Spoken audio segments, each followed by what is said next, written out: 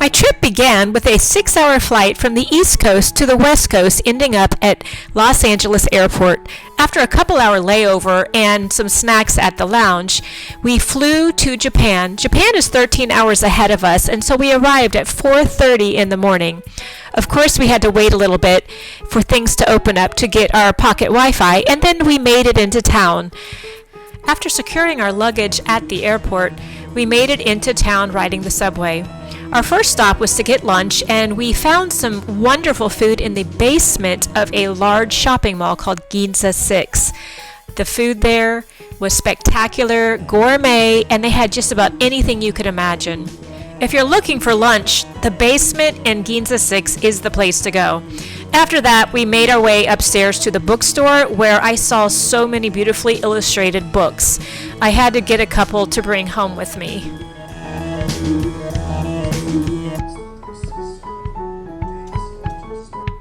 Just look at the illustrations in this book. I found that while browsing, there are so many books that have a lot of illustrations inside and outside. After browsing for books, you can go to the Starbucks cafe, which is nearby, and get some Japanese sweets and drinks. At check-in, we made our way to our triple-bed hotel and crashed to sleep, waking up to a wonderful Japanese breakfast. Here you can see me trying natto, which is fermented soybeans, something that the Japanese know very well and eat frequently. If you go to Tokyo, I highly recommend that you go to Team Lab Planets. It's an amazing, full-body, artistic experience unlike anything you've ever been to before. Basically, there's room after room of light, sound, and things that you feel, you touch, and it's an amazing experience.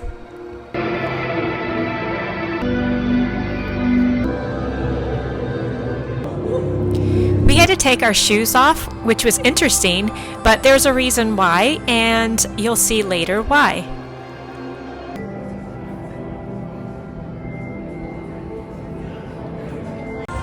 Soon we found ourselves swimming with a whole pond of beautiful fish.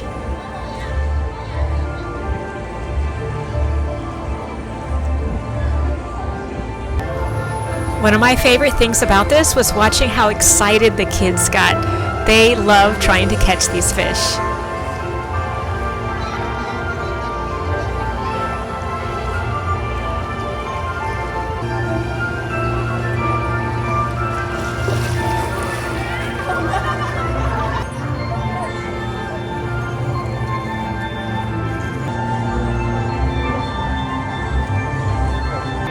The experience is such that you lose all sense of time and you just relax and you take in everything that's going on around you. It's really beautiful.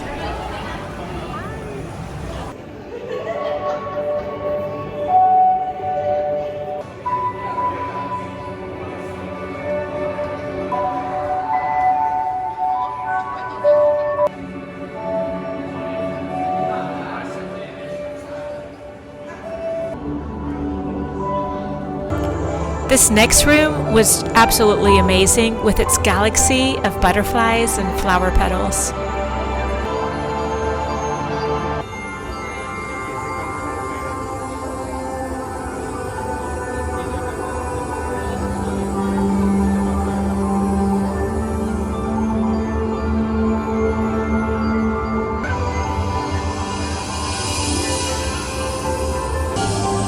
To enjoy this room, people lie down on their back, fold their hands behind their head, and just enjoy the view.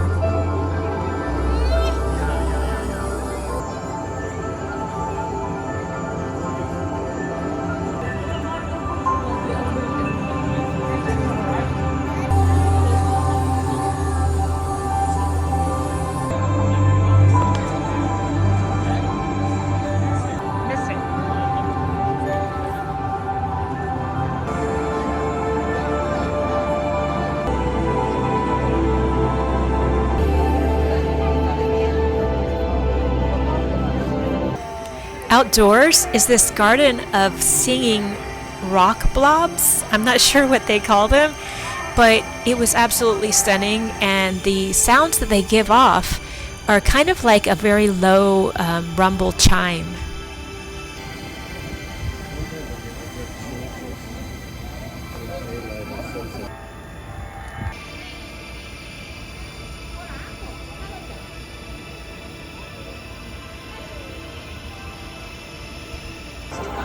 And then this happened. We found ourselves in a spectacular room full of orchid flowers, which were rising and falling, keeping cadence to the music which was softly and peacefully playing in the background. It was breathtaking, and the scent was amazing. Near my home in the States, we live near something called Longwood Gardens, which has a room devoted to orchids. And there also, the room is beautiful, and it is scented heavily with the perfumes of orchid flowers.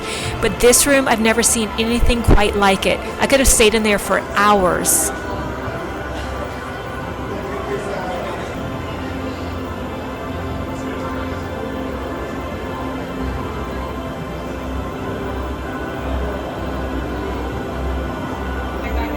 On this trip, I sought out every bookstore I could find, and here, as you can see, there are Liberty of London prints in a book. And just check out these beautiful book covers. For those of you who like to journal like I do, I really like these books that had the 365 on the cover. They seem to be somebody's journal or diary with pictures of their day. It's quite inspirational. And over here we have some children's books. Look at the ones that we know and love. Goodnight Moon, Frog and Toad are friends. Aren't these great?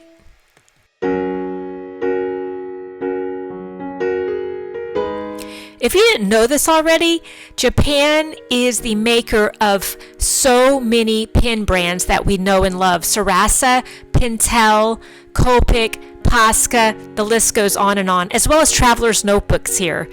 There was so much to look at, and sure, yes, I brought some home.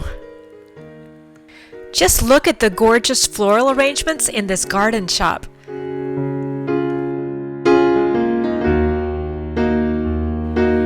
Yay, I found some kimonos. The only time I saw kimonos were here in this shop and once at the Tourist Information Center. They're beautiful. You absolutely must try yakitori, which is Japanese skewered meat on a stick. It's delicious, and you can have a choice of many different toppings.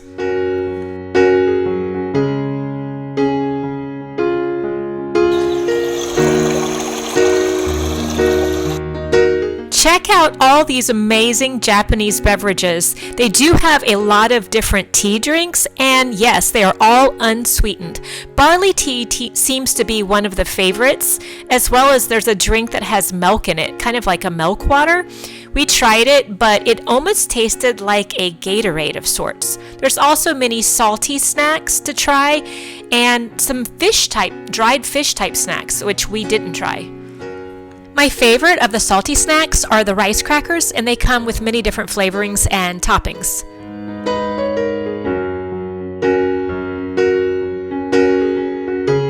In the beginning, the subways can be a little bit daunting, but there's plenty of people who speak English that you can ask to confirm if you're going in the correct direction or not.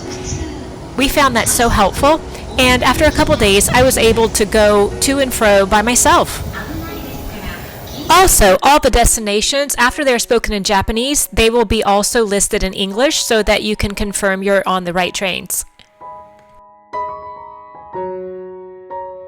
We used Google Maps to navigate, which was extremely useful and very accurate for the most part.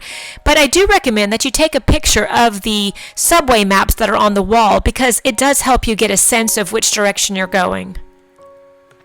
Here we are in Shinjuku, an area which we visited many, many times while we were there. Though Tokyo is a major city and there's tons of buildings, there are quite a few natural gardens there.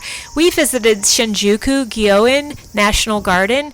The day was extremely hot, but it was beautiful there, and we got to see a lot of tropical plants in the greenhouse.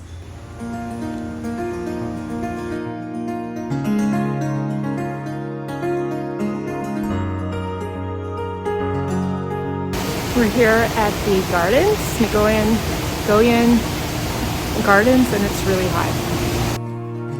As an artist, I found myself taking photos of all these different types of leaves because I often draw these leaves at home, and this was the first time that I was able to see so many under one roof.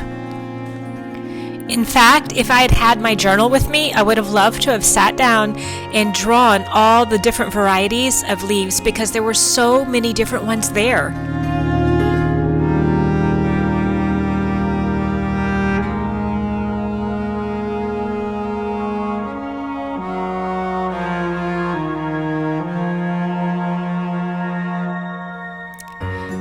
And my favorite thing in this entire conservatory, besides this yellow flower, was a small tiny waterfall built into this large rock that was in the middle of the conservatory. I find that the sound of moving water is a very soothing sound. And then we cooled off in the garden cafe and had matcha dorayaki with matcha ice cream and red bean paste. You absolutely need to go to a Japanese grocery store and see all the cool, neat products they have, as well as visit every restaurant you can, because their menus are amazing and you'll try foods that you've never had before in your life. When you step out of the Shinjuku station, this is what greets you, this huge staircase. You climb down there and there's tons of people milling about doing their shopping and going about their day.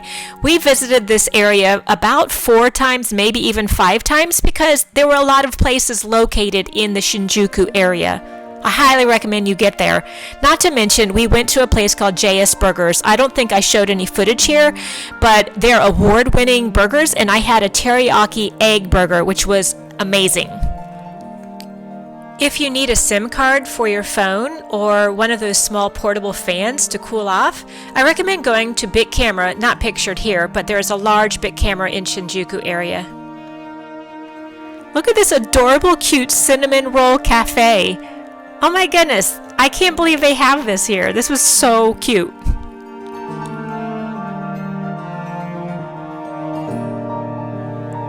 Tokyo is known for being a city of vending machines, and yes, it's true. You will see alleyways complete with all these vending machines full of drinks, full of snacks, even ramen. We saw a Wagyu beef one and a caviar vending machine, as well as one that had roses.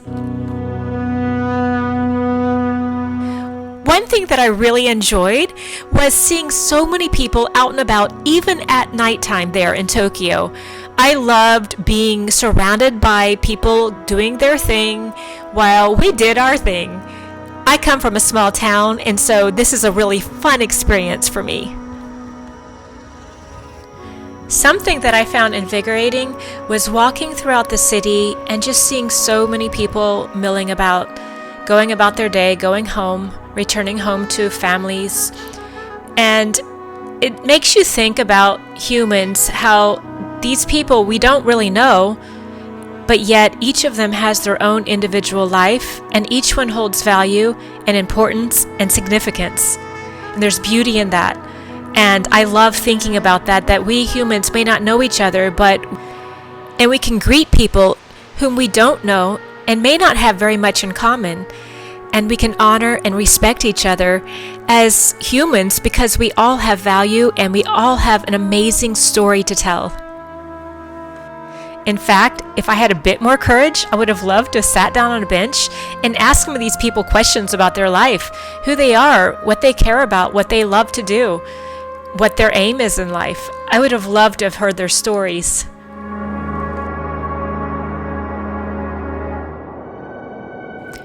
Our mission that night was to visit Sekaido, the huge, large art store in Tokyo. And I was not quite prepared for how many pins that I saw when we walked in the door. I mean, there were rows and rows and rows of pins. It's pin heaven. Not to mention, they have tons of stationery products, every sort of imaginable art supply that you can dream up. They have all the major name brands, except for Copic markers upstairs. But they have so many products. You could spend hours and hours in the store, which unfortunately we didn't have that day, but I did find some beautiful books as well as a couple little art supplies that I'll do a different video about. Here's the watercolor section, and they have the Kansai Japanese watercolor palettes as well as individual colors that you can purchase, but I already own one of the palettes. I wanted to get this one, but I did not come away with it. Another art mission that I had was to visit the store Pigment. Pigment is a store which has bottles and bottles of ground-dried mineral pigments on the wall where artists like to come and select their individual colors to create their own paints, whether watercolor, gouache, oils, acrylics, whatnot with. So I made it to Pigment, and this was one of the highlights of my trip. It's a beautiful store, very serene and very peaceful inside, and literally I could have stood there for hours selecting pigments. When you enter, there's a sign that says no photography allowed, but the clerk was kind to allow me to take one photograph, and I'm so thankful for that. If you're looking for gifts to bring back, there are lots of little gift shops. Another store that I was really looking forward to was an art store called Itoya. Itoya is multiple levels, 6, 7, 8, 9 levels, and they have beautiful stationery products with Japanese design. You can find Eric design, traveler's notebooks, fountain pens, inks, all sorts of wonderful art supplies, notebooks, journals, Moomins, lots of gifts. It's an amazing store, and this was the big surprise. I would totally visit this store again. Think of it as a sophisticated art store with all of the collections artfully arranged with impeccable eye for design.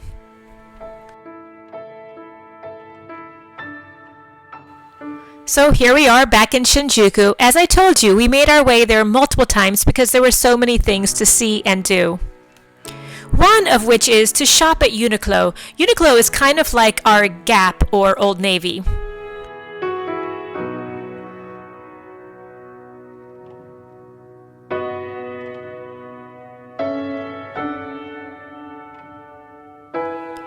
Did you know that there is an 8-story bookstore called Kinokuniya? I absolutely had to go once I found out that there was a store so large, and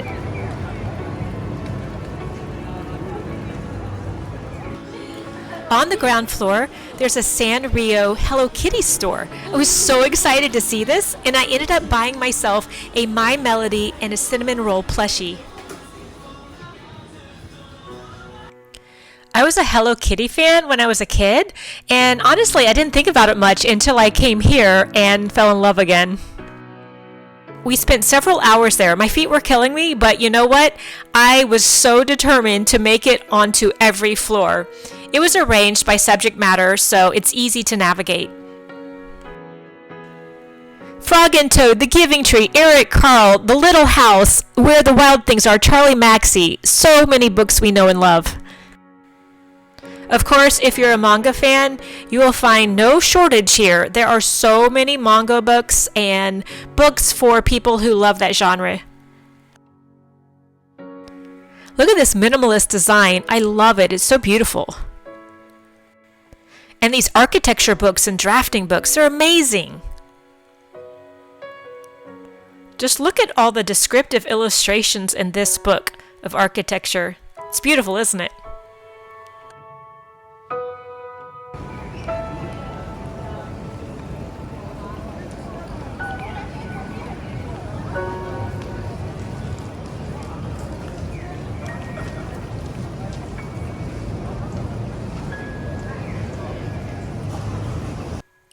After many hours at the bookstore, we made our way back to the JS Burgers in Shinjuku because it was so good. I had the same teriyaki and egg burger.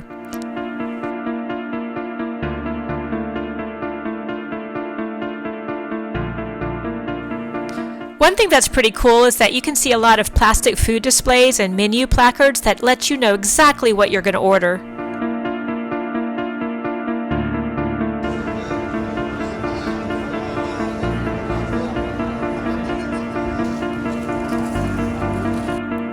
One night we had udon noodles in what I would call the Japanese version of chicken noodle soup. It was delicious.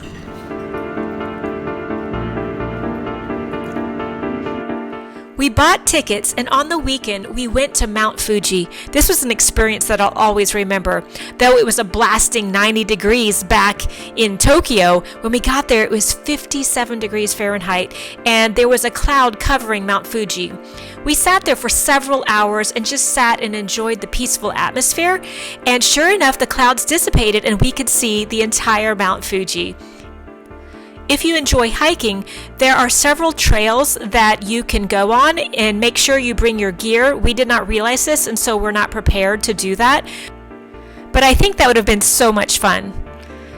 We sat in the cafe and had one of these volcano melon cakes. They're very, very light and fluffy. There's no filling inside, and they're very delightful. You should try one.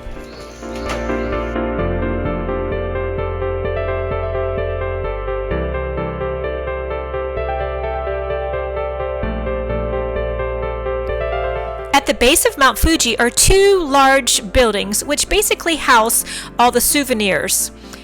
You will find beautifully packaged and designed gifts to bring back for your family and friends. Most of them are sweet treats. There are some salty treats, but I find the selection to be absolutely stunning. I've never seen treats like this, and evidently this is a tradition for Japanese people to go and visit places around the country and bring back little gift boxes to share with their friends.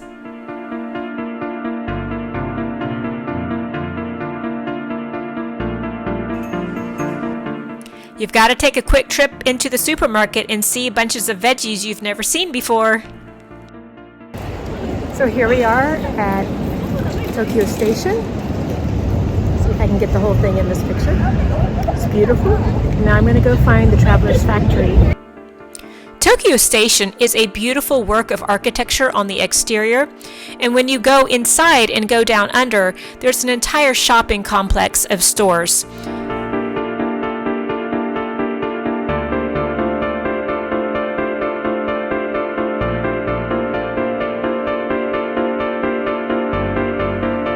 And here we are at Traveler's Factory.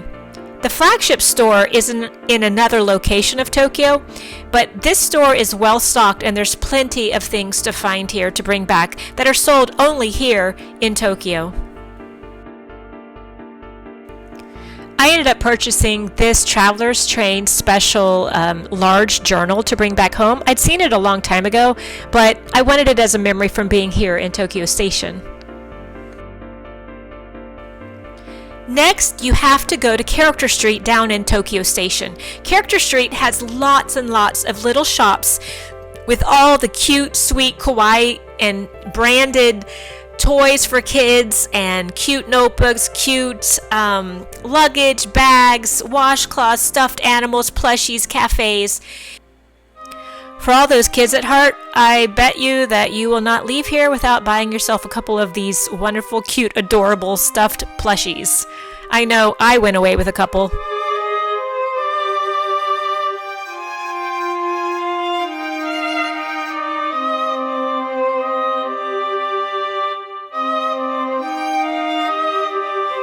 Okay, isn't this just the cutest little bear? Rilakkumma. I never heard of it before, but this was my absolute favorite of everything that I saw in the stuffed animal department. Some of the shops had lines so long I didn't even get to go inside. This was one of those. There were so many people waiting in line at some of these shops, so obviously they're pretty popular.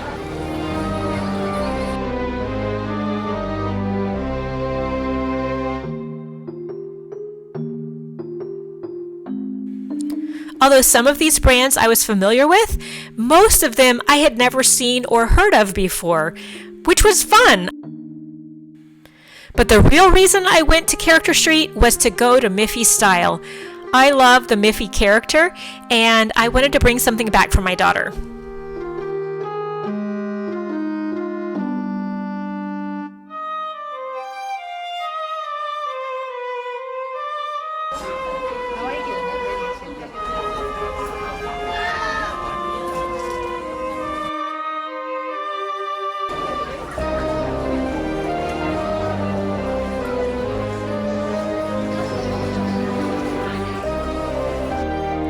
Another store that I absolutely had to go in when I saw it was Studio Ghibli.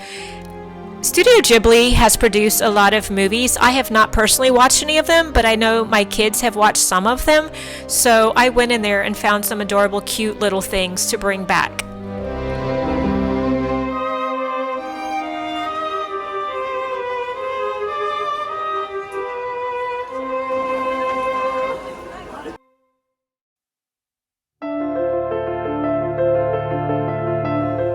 Look at this! Curious George! He was one of my absolute favorite picture books when I was a kid. I was so tempted to bring something back.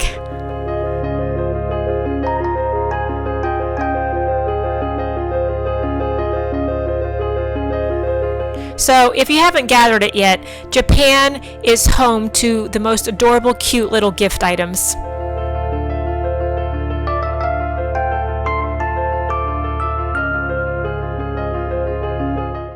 We're at a Korean fried chicken place.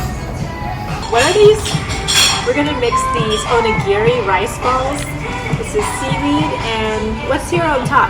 Is this daikon radish and sesame seeds, and it says mix well. The rice is very, very warm. I'd say almost hot. Very nice sticky rice. This feels so funny.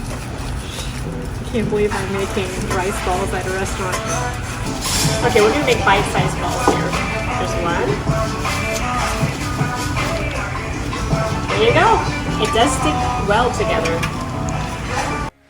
These onigiri balls were so good, I ended up going to a grocery store and buying the seasonings so that I could make them at home.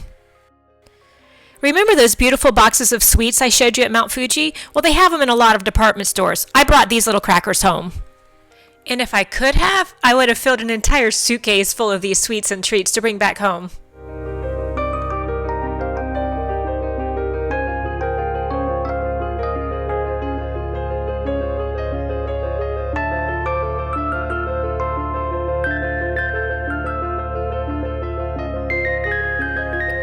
Wagyu beef and caviar vending machines? Oh my goodness, this is crazy. Okay, there's some fried squid, some dried fish snacks. I don't know about you, but I absolutely love Japanese bento boxes. My husband had brought me some back a long time ago, and they've since been microwaved, so I've got a couple bento boxes to bring back this time. They are so cute. Look at this triangular building. I wonder what it's for.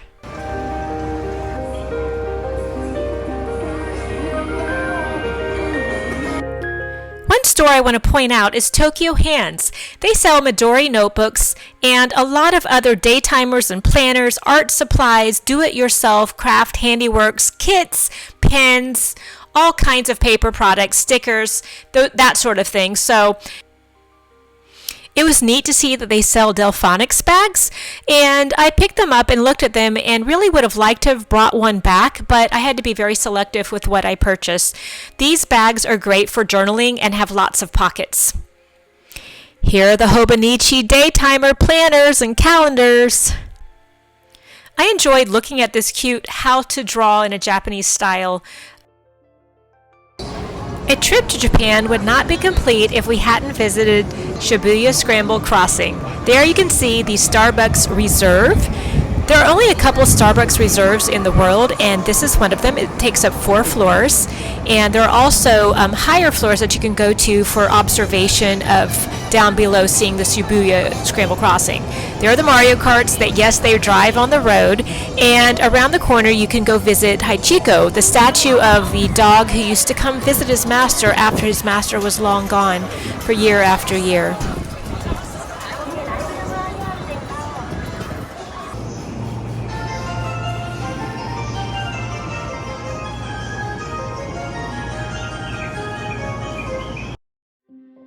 On this evening, we had the most amazing meal at a restaurant where you grill your own Wagyu beef on a grill that is set down into the table. The appetizers were delicious. There were glass noodles, salads, dipping sauces. This little lump is for greasing the grill. And we also ordered a scallion Japanese pancake, which was delicious. The food was unlike any that I've ever had before. That was the best beef I've had, and it is quite an experience to sit there and grill your own food, so I highly, highly recommend it.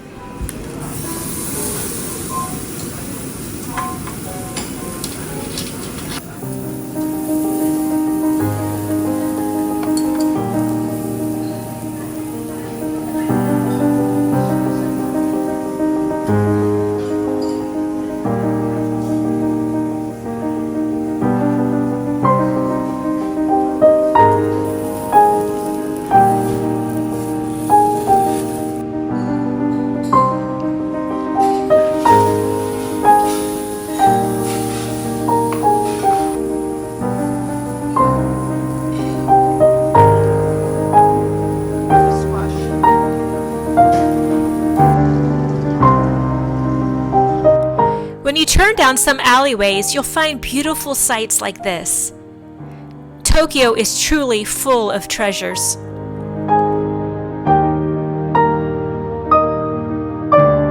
My other absolute favorite food experience was having parfaits at Nana's Green Tea. My parfait was a layer of matcha pudding, matcha ice cream, mochi balls, cornflake cereal, whipping cream, red bean paste, and these little rectangles of what I think were matcha jello. It was amazing.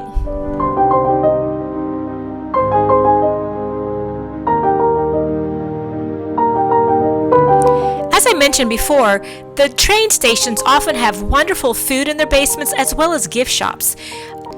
These shops are located in Kichijoji Station, and while I was there, I was able to find some dinnerware to bring back.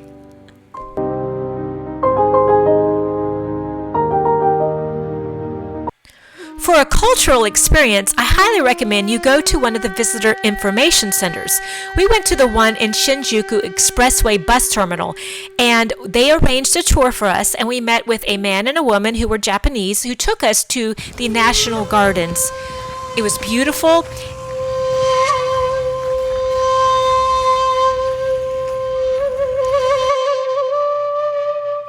This reconstructed building was a place where the shogun would sit here with his chair up on this platform right here. Though it was quite hot that day, the gardens were still as spectacular as ever, and there was a soft breeze coming from the water. What's pretty cool about it is to be immersed in nature and then see these huge skyscrapers right next to it.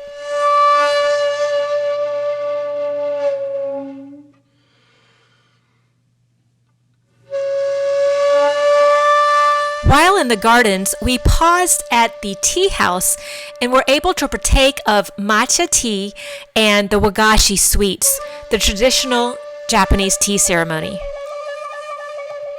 We were handed an aromatic stick to cut our wagashi into quarters. We were told to eat that first and then pick up our bowl with our right hand, cup it with our left, and drink our matcha tea in about 2 to 3 sips. Of course, a real Japanese tea ceremony would have taken much longer, but I was so happy that they allowed us to have such a cool experience.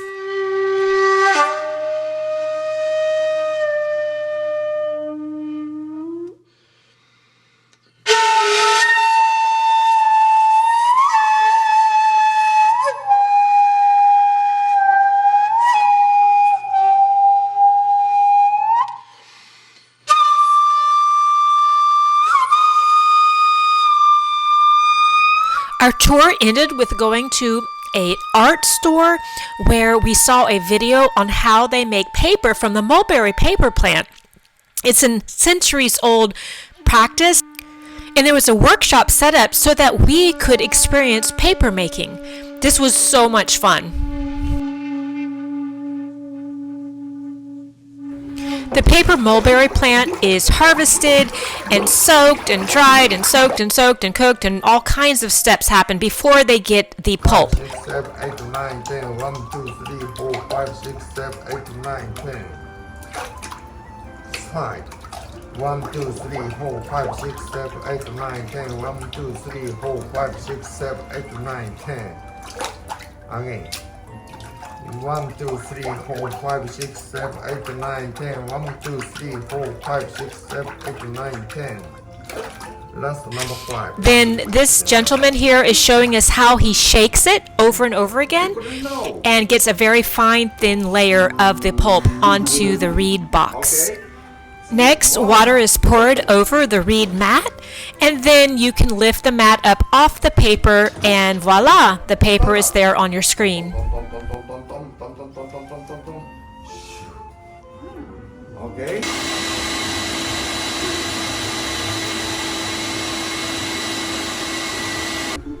This stand-up silver-looking chalkboard of sorts is actually heated from within, and so the paper dries really, really quickly. で、これも No! Out! ペーパーの真ん中からヒュッヒュ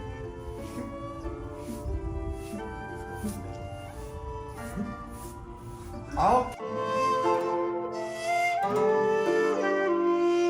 While we were out on our tour, we passed this robot cafe, so on the way back, we decided to stop in and have a smoothie. All the employees here are people who have difficulty going out in society, so I think this is a pretty cool idea. I was really looking forward to going to the Tokyo National Museum to see some traditional Japanese art. There are multiple buildings with different galleries and different types of exhibits, but I only made it into the main building.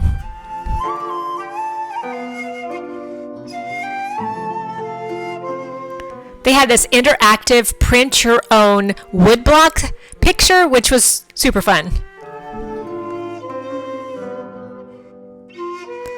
Although there were some lovely things there in that museum, this samurai outfit of armor from the 1200s stole the show for me. It was my absolute favorite. Look at the intricacy and design on this. It's fascinating, and I wonder how many hours it took for those people to create this back in the day.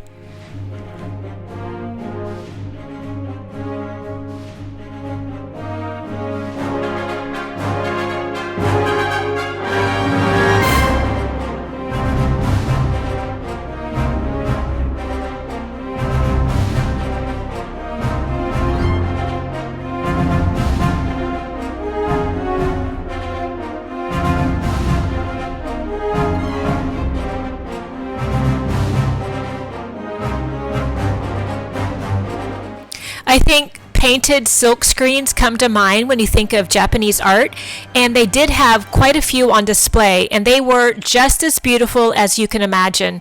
The colors tend to be pretty soft, and there's often some gilding on there, and as well as the calligraphy.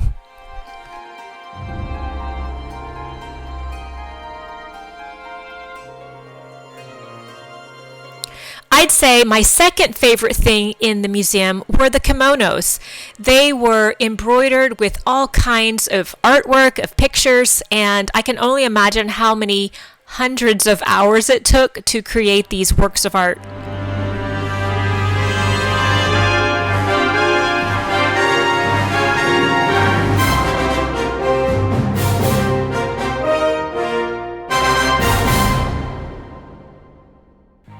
Just look at the footwear for this samurai armor outfit. I'm not sure what they're made of, but it looks really, really cool.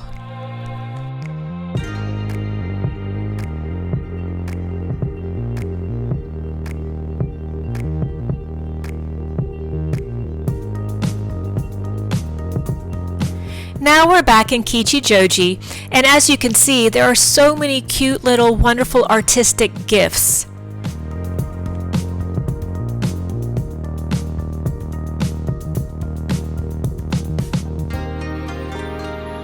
Remember Nana's green tea? Well, we went back there for lunch and I had taco rice. It was amazing, and I finished it off with this hojicha tea and raw chocolate parfait.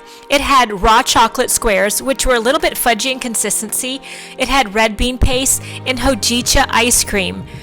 The tastes and flavors were unlike anything I've ever had before, and I highly, highly recommend that you get to Nana's Green Tea. They also serve a lot of matcha drinks as well as different green tea drinks.